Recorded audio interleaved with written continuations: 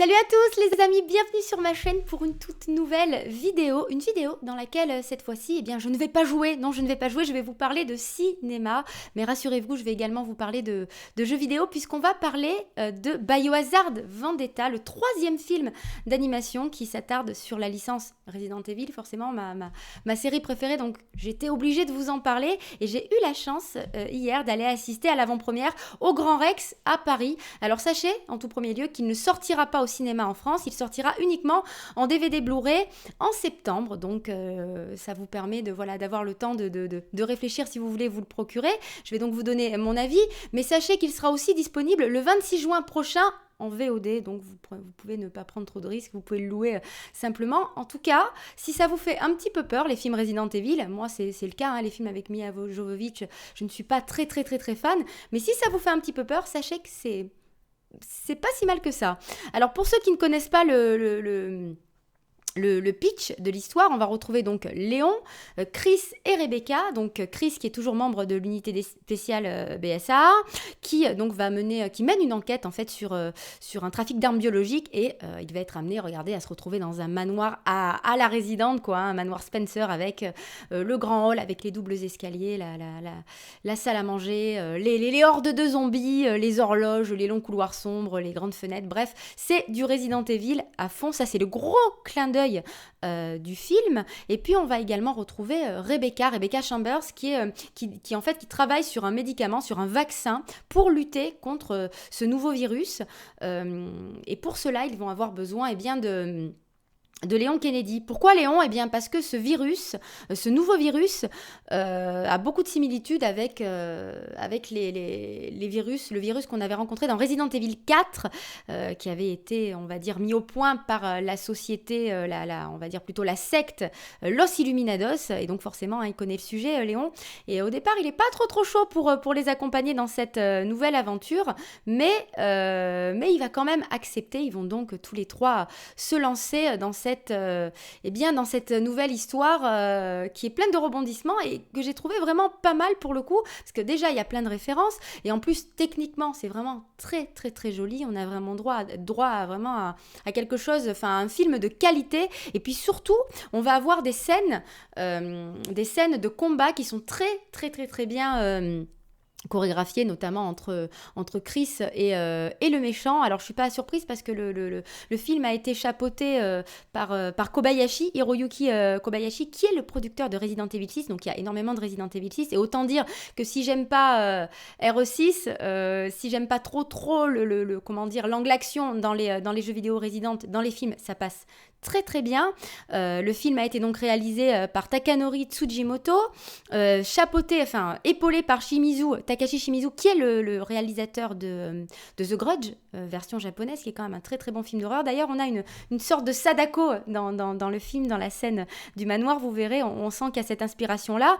Et il faut aussi signaler quand même que Makoto Fumaki a écrit la musique, qui a été orchestrée par Kenji Kawai, qu'on connaît pour son travail sur Ghost in the Shell, même si dans le film vous verrez que la musique est un petit peu en retrait. Alors qu'est-ce que j'ai aimé dans le film, à part effectivement le côté technique qui est très bien fait, même les visages, les animations, j'ai trouvé ça très classe, j'ai trouvé que c'était beau, j'ai trouvé que c'était très fidèle à Resident Evil. Donc pour moi c'est clair, pour des fans de Resident Evil c'est la classe. Regardez, même le boss de fin, c'est un mélange de El Gigante avec un peu de tyran, donc c'est vraiment un méchant à la Resident Evil. J'ai trouvé ça vraiment super classe. Mais ce que j'ai vraiment aimé, c'est ces scènes-là, l'arrivée dans le manoir, on dirait limite, on a l'impression d'être dans les montagnes d'Arklay, quoi, à Raccoon City. Donc ça déjà, je trouve que c'est vraiment du fan service, mais qui fonctionne très bien. Et qu'est-ce que je n'ai pas aimé ? Eh bien, c'est les visages. Certains visages, notamment le visage de Chris, comme d'habitude. On dirait que Capcom est fan des changements de visage chez Chris. Il est très typé mexicanos. Enfin, c'est pas du tout Chris, quoi, encore une fois. Alors, c'est moins pire que dans Resident Evil 7, mais du coup, c'est un peu... ça peut être un peu déstabilisant pour les vrais gros fans.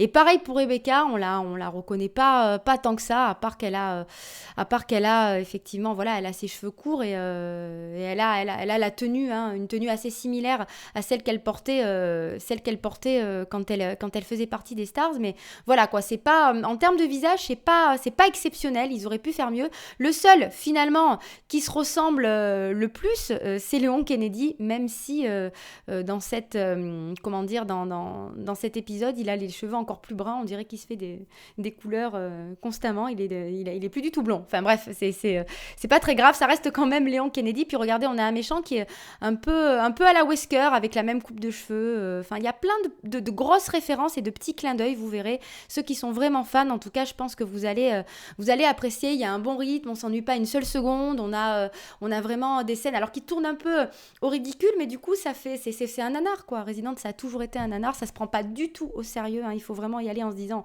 on va rigoler. D'ailleurs il y a des scènes où toute la salle hier soir s'est mise à rigoler parce que c'est par exemple, sans trop vous spoiler, on a une scène où Léon conduit sa moto sur l'autoroute, ça se déroule à New York, il y a une attaque terroriste et puis il y a les chiens qui arrivent, les chiens de l'enfer, donc il est censé s'en débarrasser, les semer, et puis il fait des mouvements improbables sur sa moto. Enfin, c'est assez marrant, on était tous morts de rire, donc du coup, voilà, ça se prend pas du tout au sérieux, c'est nanardesque à mort, mais voilà, ça fait le job parce que je m'attendais pas à autre chose, et c'est même mieux que ce que j'imaginais parce qu'on a un scénario qui est correct, qui tient la route, avec un méchant qui est un monstre, un boss de fin qui est charismatique, on a des scènes, c'est téléphoné, mais parce qu'on connaît les Resident Evil, donc encore une fois, sans trop vous spoiler, il y a des trucs auxquels on s'attend, on le voit venir à 10 000, mais voilà, ça marche très très bien, et moi j'ai plutôt apprécié, mais n'oublions pas que je suis quand même une grosse fan de Resident Evil.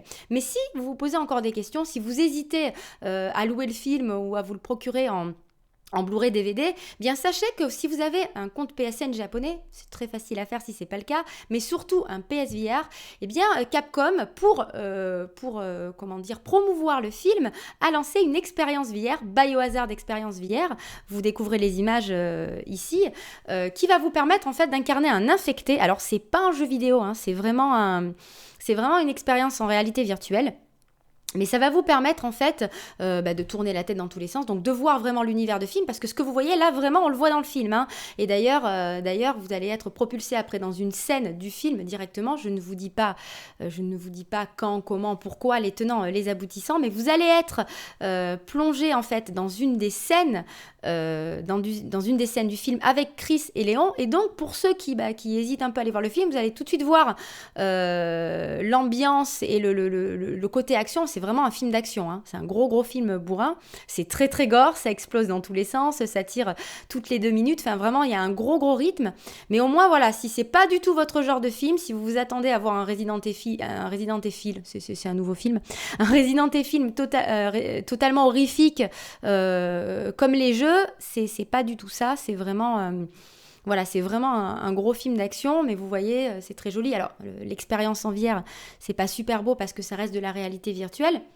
Ça dure à peu près 3 minutes, hein, l'expérience, c'est pas très très long, mais en tout cas, on est directement plongé en fait dans l'intrigue. Et pour ceux qui se poseraient la question, ça permet de voir ce que ça donne. Et je trouve ça sympa d'avoir fait un petit, une petite expérience en réalité virtuelle pour donner envie d'aller voir le film. Là, vous voyez, on voit Chris, on voit tout de suite qu'il a une tête bizarre, d'ailleurs, hein, encore une fois. Hein, vraiment, ça me travaille. Hein, je sais pas ce que font Capcom avec Chris, mais... Enfin bref, au moins, on peut voir un Chris Redfield un peu différent, toujours mieux que dans Resident 7, et un Léon Kennedy totalement brun et magnifique. Et d'ailleurs, à la fin de cette séquence, vous aurez l'occasion, justement, de faire un petit face-à-face avec le monstre, le boss du jeu, qui est assez effrayant et qui, encore une fois, me fait pas mal penser à un El Gigante, mais mélangé un peu avec un tyran. Enfin, c'est assez classe. En tout cas, voilà, ça permet de voir à quoi ça ressemble, même si on peut pas se déplacer, hein. Tous les mouvements que vous voyez, c'est pas vous, hein, c'est vous pouvez juste tourner la tête.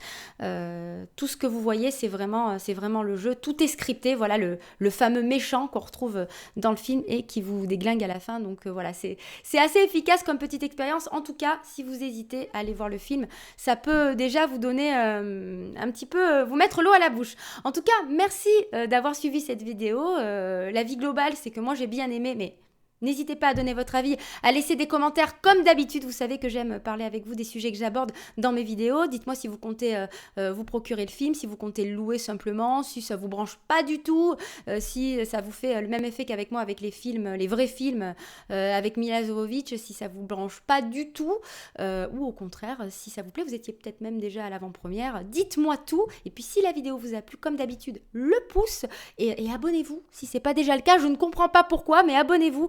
Plein de vidéos vont arriver dans très peu de temps. Donc restez avec moi et puis merci de m'avoir suivi encore une fois.